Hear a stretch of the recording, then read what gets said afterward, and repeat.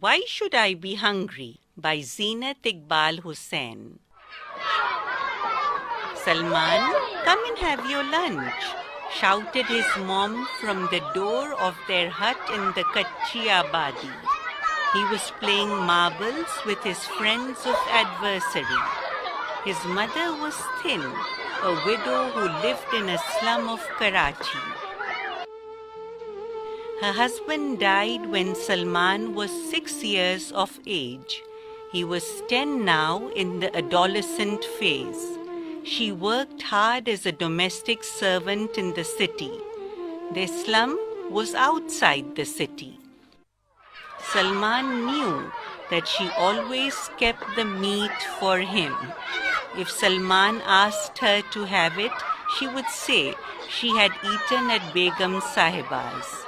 But Salman, although not so old, knew in his heart of hearts that his mom was lying. He knew that she saved as much food as she could for him, of the little that they had. He entered his hut with his friend. His mom looked up as if to say, "There is not enough for the both of us." But she told Rahman to come in. So Rahman and Salman sat together and ate the dried bread with curry.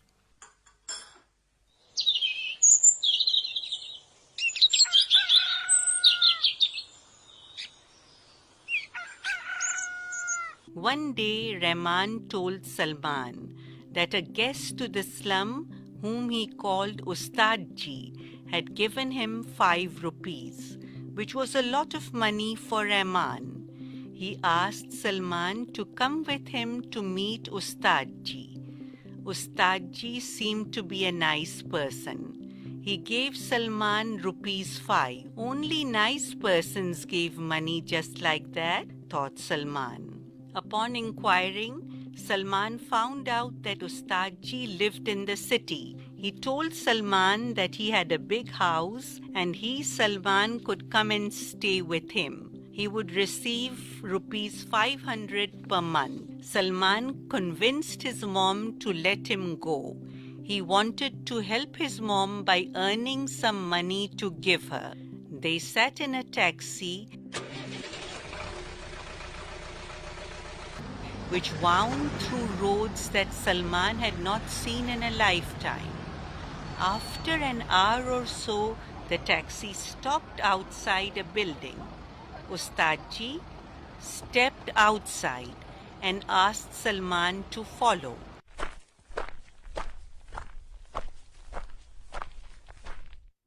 A boy about 14 years of age came to Ustad Ji. He inquired about who Salman was. Ustad Ji asked him to take Salman to his room. There Salman saw a quilted robe and kashkol. A pair of crutches were propped up against the wall. Many cases of children being deliberately mutilated and disabled by their inhuman Ustad Jis for the purpose of beggary had been reported. A substantial amount of takings from these poor and innocent child beggars filled the purses of their cruel tormentors. After a couple of days, found himself on the streets with the boy who shared his room, begging for money. He had to report to Ustad Ji in the evening, declaring the amount of money he had collected to him. It is a fact that a vast majority of beggars are able-bodied and have taken to this lucrative profession as a means of making some easy money. Well, meaning people give alms to them on Fridays in particular and during Ramadan. But they don't realize that by doing so, they are not really implementing the spirit behind the concept of charity.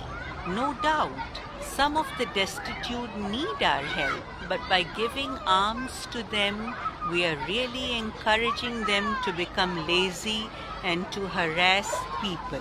Salman hated this job, but what could he do? He missed his mom and Rahman very much. But what could he do?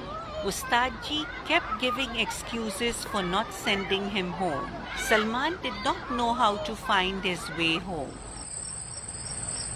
At night, he cried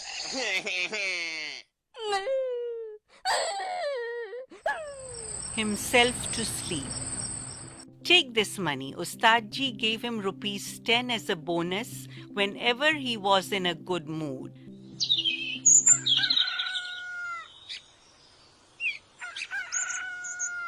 One day, Salman set out early. In the midst of the crowd, he thought he saw Begum Sahiba. She lived in the city. He ran like a bullet towards her. With wet eyes, he told her his story. She said she would take him to his mom. She gave him some clothes to wear and made sure he had a bath. He hugged his mom and would not leave her. He hugged Rahman and thanked Begum Sahiba profoundly. He would skip a meal, even 3, and live on an empty stomach as long as he could be with his mom and Rahman. One wonders where the crores of rupees which the government annually collects as zakat goes. Of course, the bulk of the amount should be given as annual aid to the poor, whether they live in slums or are beggars.